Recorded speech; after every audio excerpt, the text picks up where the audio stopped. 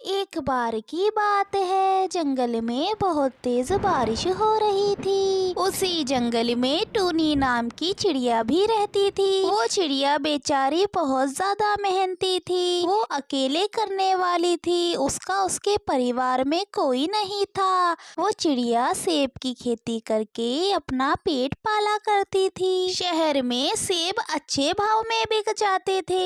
एक सुबह टूनी चिड़िया सेब को बेचने के लिए शहर के लिए रवाना हो जाती है और वहीं दूसरी तरफ जंगल में काला कौवा रहने के लिए आता है। अरे भाई, इस जंगल में तो रहने आ गया मैं, लेकिन मुझे तो इस जंगल के बारे में कुछ पता भी नहीं है। कौन पक्षी क्या काम करता है और कौन पक्षी कितना अमीर है, मुझे इन सब बातों का पता लगाना होगा। फिर मैं इस जंगल का सबसे अमीर आदमी बनने की सोचूंगा। उसके बाद मैं सभी पक्षियों पर अपना हुक्म चलाऊंगा।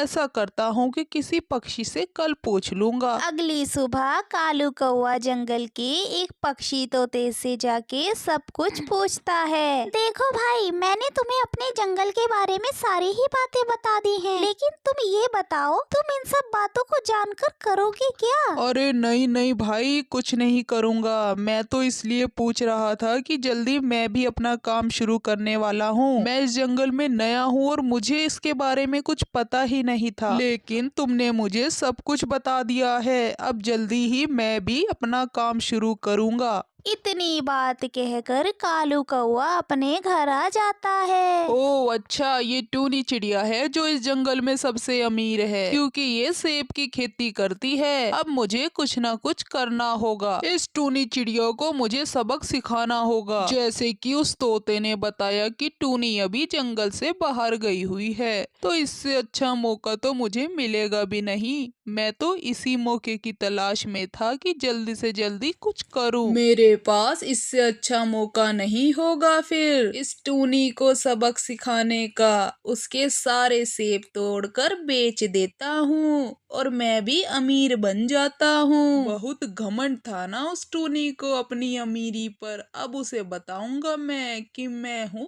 काला कौवा। टूनी रानी, अब तू देख इस जंगल पे मैं कैसे अपना हुक्म चलाता हूँ और तुझे कैसे बाहर करता हूँ। उसके बाद कालू कौवा सारे सेबों को तोड़कर बाजार में अच्छे दामों पर बेच देता है। उसके सारे सेब अच्छे दाम में बिक जाते हैं और वो बहुत सारे पैसे लेकर घर आ जाता है। चलो भाई, एक काम तो हो गया। अब मुझे उसके घर पर कब्जा करना होगा। फिर तो मेरी ऐश ही ऐश है। जिस अमीरी के ख्वाब देखा करता था वो आज सच हो गए हैं। काला कौवा अब टूनी के घर पर भी कब्जा कर लेता है और दूसरी तरफ टूनी चिड़िया शहर से घर के लिए रवाना हो जाती है। जैसे ही टूनी चिड़िया अपने घर पहुंचती है, वो देखती है कि कोई कौवा उसके घर में रह रहा है और वो कहती है, तुम कौन हो? मेरे घर में क्या कर रहे हो? अरे तुम अपनी बताओ, मेरे घर में कैसे घुस गई तुम? ये मेरा घर है। जिस घर में तुम रह रहे हो वो मेरा है। तुम्हारा घर ये कल तक था, अब ये मेरा है। निकल जाओ मेरे घर से। बेचारी टूनी चिड़िया कुछ नहीं कर पाती और वो घर से चली जाती है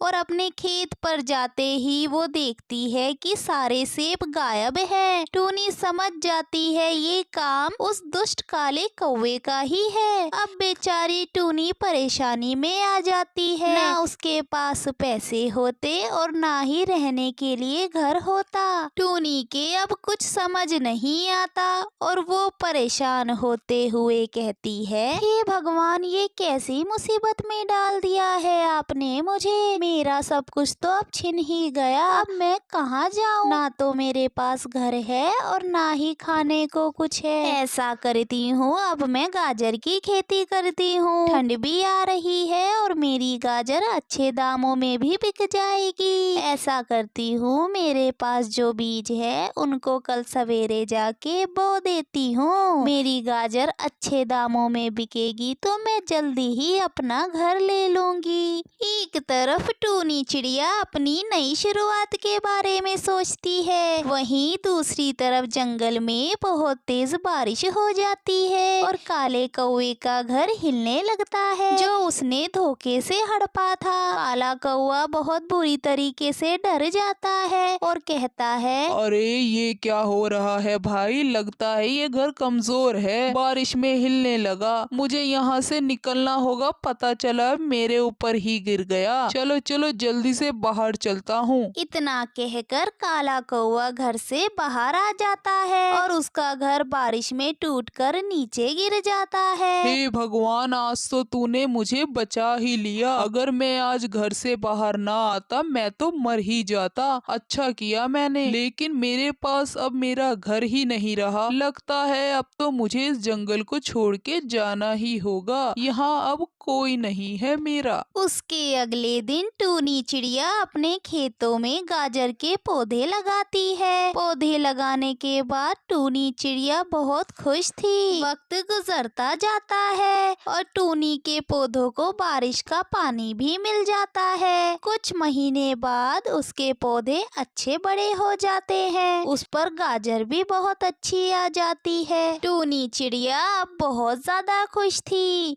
क्योंकि उसे अब किसी चीज की कमी नहीं थी। समय ऐसे ही बीत जाता है। टूनी चिड़िया अपने गाजर बेचकर अच्छे पैसे कमा लेती है और अब उन पैसों से वो अपना एक अच्छा सा घर भी ले लेती है और खुशी खुशी रहने लगती है। दोस्तों, आपको ये कहानी कैसी लगी कमेंट करके ज़रूर बताना और वीडियो को लाइक और चैनल को सब्सक्राइब करना मत भूलना।